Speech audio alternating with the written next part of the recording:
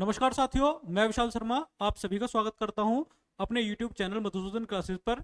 जैसा कि आप सभी जानते हैं कि यूपीएसआई के लिए लगभग 4514 वैकेंसीज अपकमिंग है, जिनके बढ़ने की एक प्रबल संभावना हो सकती है। और जीएस के अंतर्गत सामान्य अध्ययन और मूल विधि का ही एक पार्ट जिसको हम पढ़ेंगे, उसमें लगभग 40 प्रश्न और 2.5 नंबर का एक प्रश्न और 100 नंबर का वेटेज इनका होगा। और मूल विधि के ही एक पार्ट का हिस्सा होगा बच्चों मानव अधिकार, ह्यूमन राइट्स लॉज के बारे में हम पढ़ेंगे। यहां से आपको एक या दो प्रश्न बहुत कम कंटेंट में से और बहुत रिलेवेंट कंटेंट में से हम यहां पर आपको पढ़ाने का प्रयास करेंगे। सबसे पहले हम देखते हैं कि आखिर मानव अधिकार क्या है। मानव अधिकार, जैसा कि आप समझते हैं कि किसी भी व्यक्ति को मानव होने के नाते जो अधिकार प्राप्त होगा, सामान्य भाषा में हम कहें तो वही क्या होगा दोस्तों, वही मानव अधिकार या ह्यूमन राइट्स होगा। तो 1945 से पहले मानव अधिकार जैसा कोई कंसेप्ट लीगली तौर पर पूरी दुनिया में नहीं था, ये एक हिडन रूप में था। और 1945 में यूनाइटेड नेशंस के द्वारा जब यूनाइटेड नेशन की स्थापना हुई तो उसने सबसे पहले मानव अधिकारों पर बल दिया कि भाई जो व्यक्ति को सम्मान के साथ जीवन जीने का अधिकार है, राइट टू लाइफ है, जिसमें जीवन जीने का अधिकार में न केवल जीवन जीने का अधिकार है बल्कि एक रेस्पेक्ट के साथ जीवन जीने का अधिकार ह्यूमन राइट्स में शामिल होगा। तो ह्यूमन राइट्स बेसिकली हमें तीन बेसिक प्रिंसिपल्स पर काम करता है। सबसे पहली बात तो समानता, दूसरा स्वतंत्रता और तीसरा सभी लोगों को न्याय, यानी कि सामान्य भाषा में कहें समानता, स्वतंत्रता और न्याय। इसके तीन बेसिक्स यूनिट हैं, तीन बेसिक पिलर हैं। चलिए तो शुरू करते हैं जो हमारे एग्जाम के पॉइंट ऑफ व्यू से आने वाली चीजें हैं। सबसे पहले हमने देखेंगे मानव अधिकारों की सार्वभौमिक घोषणा, जिसे हम बोलते हैं universal declaration of human rights, यानी कि जब वर्ल्ड लेवल पर यूडीएचआर की डिक्लेरेशन किया गया तो उन्हीं के बारे में हम पढ़ेंगे। इसमें सबसे पहली बात तो क्या है कि यूडीएचआर को हमने कब अडॉप्ट किया, ये आपको डेट याद रखनी है। 10 दिसंबर 1948 को यूडीएच के द्वारा मानव अधिकारों की घोषणा की गई और 10 दिसंबर को ही हम प्रतिवर्ष क्या मनाते हैं दोस्तों, 10 दिसंबर को मानव अधिकार दिवस के रूप में मनाया जाता है। सबसे पहला दिन एक प्रश्न तो आप ये याद रखें। दूसरा क्या है कि ये जो यूडीएचआर है इसमें क्या क्या है। सबसे पहली बात तो इसकी एक उद्देशिका है जिसे हम प्रेमेबल के नाम से जानते हैं, और इस उद्देशिका के अतिरिक्त 30 आर्टिकल्स हैं। तो एग्जाम के पॉइंट ऑफ व्यू से क्या महत्वपूर्ण है इसे हम समझेंगे। सबसे पहली बात तो उद्देशिका एग्जाम के पॉइंट ऑफ व्यू से महत्वपूर्ण नहीं है, आपको इसके 30 आर्टिकल्स पता होने चाहिए। यहां से प्रबल संभावना है कि आपसे एक दो प्रश्न पूछ ले। चलिए सबसे पहले हम शुरुआत करते हैं, इसको हम भारत के संविधान के पैरेलल भी स्टडी करेंगे। एक बार नजर देखते हैं। सबसे पहले हम पढ़ते हैं आर्टिकल 1। आर्टिकल 1 किसका दोस्तों, यूडीएचआर का। आर्टिकल 1 के अनुसार क्या कहता है आर्टिकल 1, सभी मनुष्य स्वतंत्रता पैदा हुए हैं और सम्मान व अधिकारों में समान होते हैं। तो आर्टिकल 1 आपको दो चीजों के बारे में बताता है, जैसा कि हमने अभी इस पर डिस्कस किया कि ये हमें किस बारे में बता रहा है। सबसे पहली बात तो हमें समानता के बारे में बताते हैं मानव अधिकार, और दूसरा स्वतंत्रता के बारे में बताते हैं। इक्विलिटी और फ्रीडम दो इसके बेसिक प्रिंसिपल्स हैं।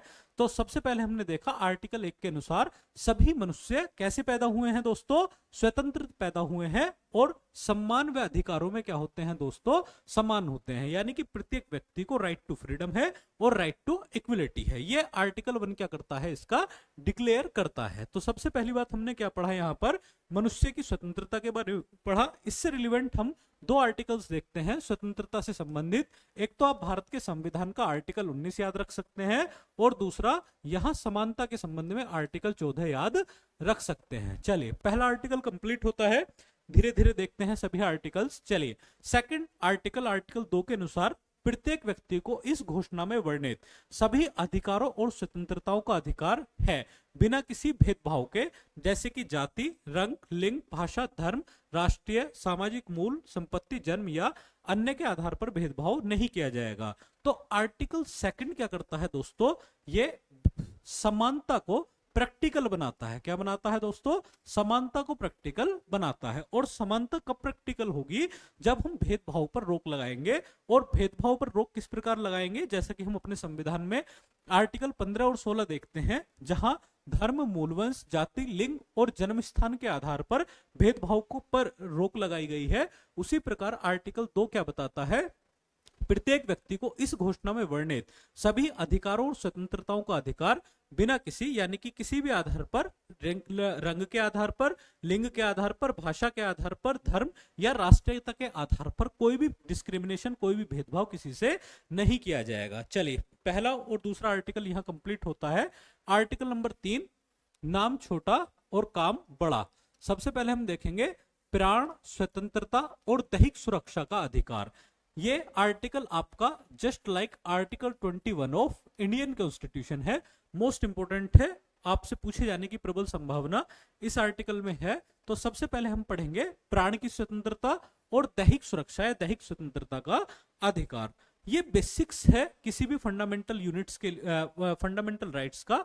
यानी कि आर्टिकल 3 आपको क्या बताता है यूडीएचआर का, कि आपको 3 प्रकार की बेसिक फ्रीडम होगी। 3 और बेसिकली यहाँ प्राण का मतलब होगा यहाँ जीवन का अधिकार, राइट टू लाइफ होगा, और दूसरा दैहिक स्वतंत्रता यानी कि आपकी बॉडी का अधिकार, यानी कि ऐसा अधिकार जो आपकी लाइफ को क्या बनाता है, केवल आपको जीवन जीने का अधिकार नहीं देता बल्कि आपको एक सम्मान के साथ जीवन जीने के अधिकार प्रदान करता है। तो article 3 just like article 21 of Indian constitution है। आर्टिकल नंबर 4 देखते हैं, और आर्टिकल 4 मॉडर्न कंसेप्ट का सबसे महत्वपूर्ण आर्टिकल्स माना जाता है।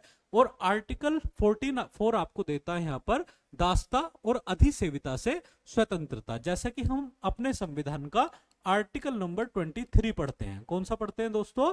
आर्टिकल नंबर 23 पढ़ते हैं, जिसमें हमने इस अध्ययन किया है कि किसी भी व्यक्ति से हम जबरन काम नहीं कराएंगे। यानी कि इनडायरेक्टली वो क्या बोलता है कि आपको क्या किया जाएगा, आपसे किसी प्रकार की दास्ता नहीं कराई जाएगी। तो इसका सीधा संबंध क्या है दोस्तों? आर्टिकल 4 हमें किस बारे में बता रहा है? ये दास्ता को समाप्त करता है, यानी कि गुलामी को समाप्त करने का काम करता है। मनुष्य का जो स्टेटस होगा, मनुष्य को मनुष्य के रूप में मान्यता ये प्रदान करेगा, ना कि वस्तु के रूप में ये क्या करेगा, मान्यता प्रदान करेगा। चलिए नेक्स्ट देखते हैं आर्टिकल नंबर 5। आर्टिकल 5 क्रूरलिटी पर रोक लगाता है, बर्बरता पर रोक लगाता है। पढ़ते हैं दोस्तों, क्रूर या अमानवीय और अपमानजनक व्यवहार या दंड के विरुद्ध प्रतिषेध का अधिकार। सबसे पहले क्रूर या अमानवीय व्यवहार, जैसा कि आप अपने भारत या आसपास के देशों में देखते हैं, किसी पर्टिकुलर जाति या किसी पर्टिकुलर धर्म के व्यक्ति के साथ हम बहुत क्रूर व्यवहार कर रहे हैं, अमानवीय व्यवहार कर रहे हैं। जैसे कि SC/ST एक्ट में वर्णन किया गया है, किसी आसपास के पर्टिकुलर जाति के व्यक्ति के आसपास कोई गंदगी फैला देना, उसकी मूछें मुंडवा करके उसको पूरे गांव में गधे पर घुमाना, उसको काले तेल पोत करके उसको घुमाना, तो ये क्रूर और अमानवीय व्यवहार है। और आधुनिक युग में ऐसे क्रूर और अमानवीय व्यवहारों की कोई भी जगह नहीं होनी चाहिए। चलिए, तो आर्टिकल 5 के बाद देखते हैं आर्टिकल नंबर 6। ये जस्ट लाइक किसी व्यक्ति के स्टेटस के बारे में बताता है और कानून के समक्ष व्यक्ति के रूप में मान्यता के बारे में बात करता है। कौन सा आर्टिकल दोस्तों? आर्टिकल नंबर 6, कि भाई लॉ हमारे सामने आ रहा है और लॉ के समक्ष क्या होगा, व्यक्ति को हम क्या देखेंगे, व्यक्ति के रूप में मान्यता देंगे। चलिए नेक्स्ट देखते हैं article 7। Article 7 just like article 14 of Indian constitution, बिना भेदभाव के विधि के समक्ष समानता और विधि का समान संरक्षण।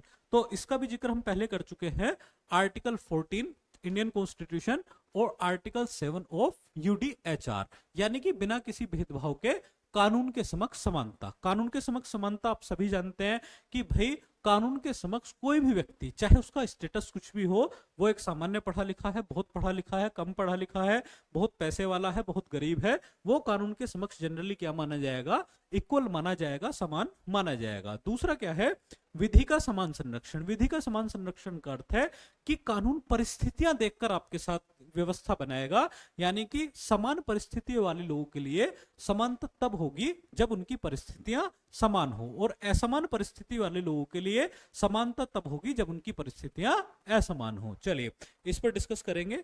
आर्टिकल नंबर 8, राष्ट्रीय अधिकरणों के समक्ष प्रभावी उपचारों का अधिकार।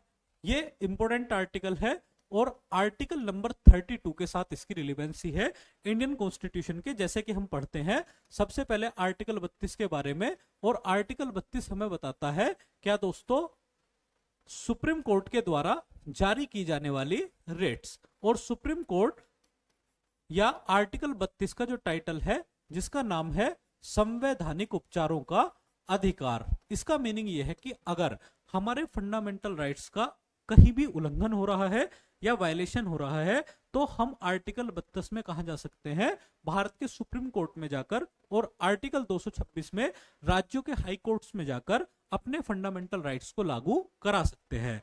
यहां आप याद रखेंगे आर्टिकल 8, इसका मीनिंग यह है कि राष्ट्रीय अधिकरण, जितने भी इंटरनेशनल लेवल पर नेशनल अथॉरिटीज हैं वहां हम क्या कर सकते हैं, प्रभावी उपचारों का अधिकार कर सकते हैं। मान लिया किसी देश के नागरिकों के अधिकारों को हनन हुआ और अंतरराष्ट्रीय न्यायालय इसके लिए बैठा हुआ है तो वो लोग वहां पर जाकर अपने लिए जस्टिस की मांग कर सकते हैं। चलिए आर्टिकल 8 कंप्लीट हुआ, आगे बढ़ते हैं। आर्टिकल नंबर 9 ये भी किसी व्यक्ति की फ्रीडम के बारे में बात करता है। सबसे पहले इसमें शब्द है, जैसे हम आर्टिकल 20 संविधान का पढ़ते हैं, आर्टिकल 22 कॉन्स्टिट्यूशन का पढ़ते हैं कि भाई किसी भी व्यक्ति को गिरफ्तारी से प्रोटेक्शन है। जैसे 24 घंटे में आप क्या करेंगे, निकटतम मजिस्ट्रेट के पास किसी व्यक्ति को प्रेजेंट कराएंगे, मनचाहा वकील चुनने का अधिकार होगा। उसी प्रकार यहाँ आर्टिकल 9 में आपको याद रखना है मनमानी ढंग से गिरफ्तारी, निरुद्ध या निर्वासन से स्वतंत्रता। यानी कि किसी भी देश की सरकार आपको मनमाने ढंग से क्या नहीं कर सकती है, आपको अरेस्ट नहीं कर सकती है, आपको किसी भी कारण से कहीं भी रोक नहीं सकती है या आपको कहीं से भी भागने के लिए मजबूर नहीं करेगी। तो ये आर्टिकल 9 यहां पर हुआ। आगे देखते हैं आर्टिकल नंबर 10, स्वतंत्र और निष्पक्ष अधिकरण द्वारा निष्पक्ष, रिजु और सार्वजनिक सुनवाई का अधिकार। यानी कि जो भी अथॉरिटी है, जैसे भी हमने आपका जिक्र किया अंतरराष्ट्रीय न्यायालय, तो अंतरराष्ट्रीय न्यायालय के बारे में हमने क्या पढ़ा कि भाई अंतरराष्ट्रीय न्यायालय को यह अधिकार है कि वह क्या कर सकता है दोस्तों, कि वह सुनवाई कर सकता है एक स्वतंत्र और निष्पक्ष। तो यहां आप याद क्या रखेंगे, जो अधिकरण है वो सार्वजनिक सुनवाई का क्या होगा, उनको अधिकार होगा। नेक्स्ट देखते हैं आर्टिकल 11, निर्दोष माने जाने का अधिकार जब तक दोषी न प्रमाणित कर दिया जाए। इंपॉर्टेंट आर्टिकल है, यानी कि कानून क्या है दोस्तों, एक कल्पना कर करके चलता है, एक हाइपोथेसिस करता है, एक प्रिजम्पशन करता है कि अगर किसी व्यक्ति ने कोई अपराध किया है तो उसको तब तक दोष सिद्ध ना माना जाए जब तक यह प्रूव नहीं हो जाता कि उसने कोई पर्टिकुलर अपराध किया है। तो आपको याद क्या रखना है, यहां पर आर्टिकल 1 ये परिकल्पना करता है कि जब तक किसी व्यक्ति को हम दोषी प्रमाणित ना कर दें तब तक उसको कोई भी अथॉरिटी क्या मानेगी दोस्तों, उसको निर्दोष मान करके चलेगी। चलिए आगे देखते हैं आर्टिकल 12। आर्टिकल 12 आपका भी just like article 20 of India की उपज है। और इसमें हम देखते हैं आर्टिकल 12 आपको किस बारे में बताता है। सबसे पहले आपको बताएगा एकांतता, राइट टू प्राइवेसी, जिसे हम निजता बोलते हैं। प्राइवेसी के नाम पे आपको भाई आपका मोबाइल, आपकी व्हाट्सएप, आपकी वीडियो कॉल, वो कहां तक सीमित रहेंगी, सब आप तक सीमित रहेंगी। कोई भी गवर्नमेंट या कोई भी बॉडी, गवर्नमेंट के अलावा अन्य अथॉरिटी आपकी प्राइवेसी को भंग नहीं करेगी। तो सबसे पहले आपको तो निजता का अधिकार, प्राइवेसी। दूसरा आपको फैमिली बसाने का अधिकार, घर बसाने का अधिकार और पत्र व्यवहार का अधिकार। आप किसी से भी कम्युनिकेशन कर सकते हैं, बातचीत कर सकते हैं। चलिए आर्टिकल 12 यहां पर खत्म हुआ। आर्टिकल 13 देखते हैं। यह भी जस्ट लाइक आर्टिकल 19 ऑफ का सब close number D of Indian constitution की हम बात करते हैं। आर्टिकल 13 किस बारे में बताता है, राज्य की सीमाओं के भीतर संचरण और निवास की स्वतंत्रता। यानी कि किसी भी व्यक्ति को भारत में कहीं भी किसी भी स्थान पर क्या करने, संचरण यानी कि घूमने और बस जाने की क्या होगी दोस्तों, फ्रीडम होगी।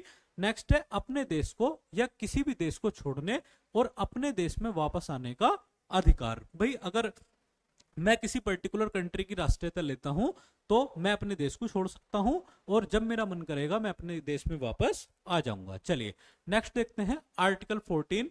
आर्टिकल 14 इंपोर्टेंट है यहां पर यातना के कारण। उदाहरण के लिए अभी हमने देखा यूक्रेन रूस वार, इसके अलावा एक अभी हम देख रहे हैं इजराइल फिलिस्तीन वॉर। तो यातना के कारण अन्य देशों में आश्रय मांगने और आश्रय के उपभोग करने का अधिकार। मान लिया जैसे अफगानिस्तान के लोगों को अफगानिस्तान की पर्टिकुलर सरकार के द्वारा यातना दी गई, तो उन नागरिकों का यह अधिकार है कि वो आस पड़ोस के देशों से क्या कर सकते हैं, आश्रय मांग सकते हैं और उस आश्रय के उपभोग का क्या कर सकते हैं, अधिकार कर सकते हैं। चलिए नेक्स्ट देखते हैं आर्टिकल 15, राष्ट्रिकता नहीं है, ये राष्ट्रीयता का अधिकार है।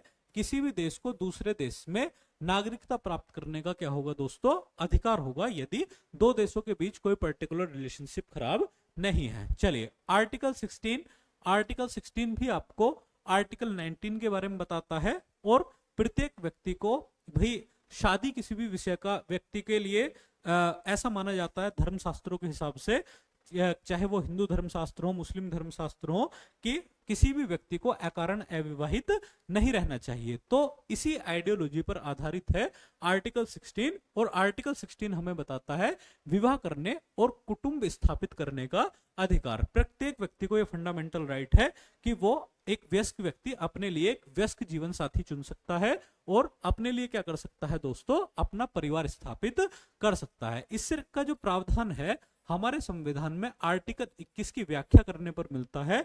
और लता सिंह बनाम उत्तर प्रदेश, आप एक केस या भी यहां पर याद रख सकते हैं, लता सिंह बनाम यूपी राज्य के केस में 2006 का ये मामला था। ऑनरेबल सुप्रीम कोर्ट ने डिसाइड किया कि विवाह करने का अधिकार आपका क्या है, किसी भी व्यक्ति का फंडामेंटल राइट है। चलिए आगे देखते हैं आर्टिकल 17, संपत्ति के स्वामित्व का अधिकार।